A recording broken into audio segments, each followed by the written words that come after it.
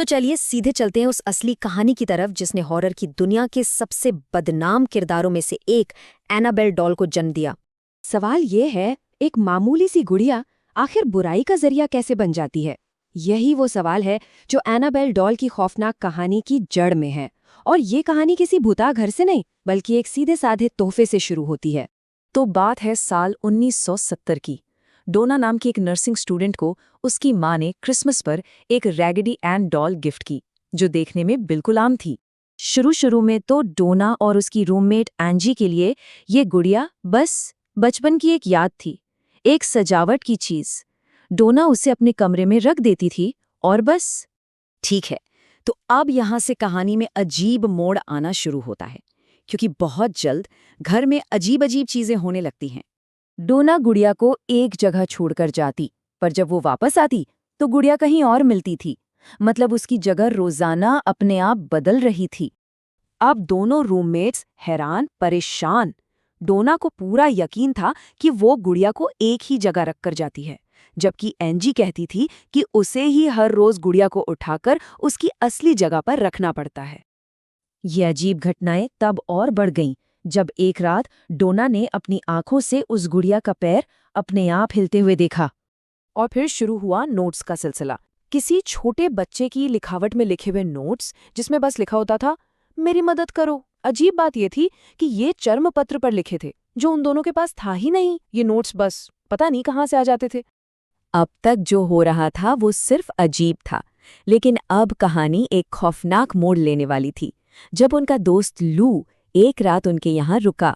लू ने जो बताया वो रोंगटे खड़े कर देने वाला था। उसने कहा कि जब उसकी नींद खुली तो वो बिल्कुल हिल नहीं पा रहा था। उसने देखा कि वो गुड़िया उसकी छाती पर बैठी है, और फिर उसे एक ऐसी जलन महसूस हुई जैसे कोई उसकी छाती को चीर रहा हो। जब ये सब खत्म हुआ तो लू ने अपनी छाती पर गहरे खून से भरे खरोच के निशान देखे, और उसने एक और डरावनी चीज की तरफ इशारा किया। गुड़िया के हाथों पर अब खून लगा हुआ था। अब तो हद हो चुकी थी। डोना और एंजी इतनी डर गईं कि उन्होंने एक मीडियम से संपर्क किया, और उन्हें बताया गया कि गुड़िया में एनाबेल हिगिंस नाम की एक 7 साल की बच्ची की आत्मा है। उन्हें उस बच्ची पर तरस आ गया, और ये सोचकर कि वो एक भटकी हुई आत्मा की मदद कर रही हैं, उन्होंने एनाबेल को उस गुड़िया में रहने की इजाजत दे दी। लेकिन इसके बाद घर का माहौल अचानक और भी ज्यादा भारी और डरावना हो गया। जब उनसे और बर्दाश्त नहीं हुआ तो उन्होंने गुड़िया से छुटकारा पाने के लिए एक स्थानीय पादरी को बुलाया। पादरी गुड़िया को लेकर अपनी कार से चर्च जा ही रहा था कि अचानक उसकी गाड़ी के ब्रेक फेल हो गए। एक बहुत बड़ा हादसा हुआ जिसमें वो बाल बाल बचा। और सबसे हैरान करने वाली बात, अगली ही सुबह वो गुड़िया डोना के अपार्टमेंट में अपनी कुर्सी पर वैसे ही बैठी थी जैसे वो कहीं गई ही न हो। जब सारे रास्ते बंद हो गए तब डोना और एंजी ने उस दौर के सबसे मशहूर पैरानॉर्मल इन्वेस्टिगेटर्स एड और लॉरेन वॉरेन से संपर्क किया।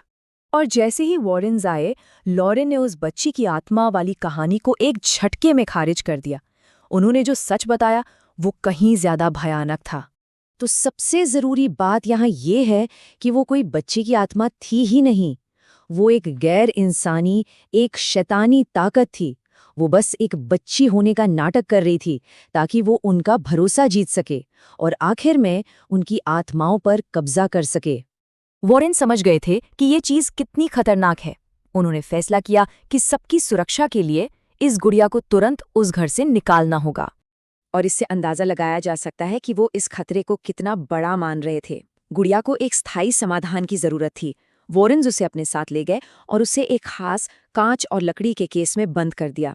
उस केस को नियमित रूप से एक पादरी से ब्लेस करवाया जाता है, और वो अब वॉरेन्स के ऑकल्ट म्यूजियम में रखी है।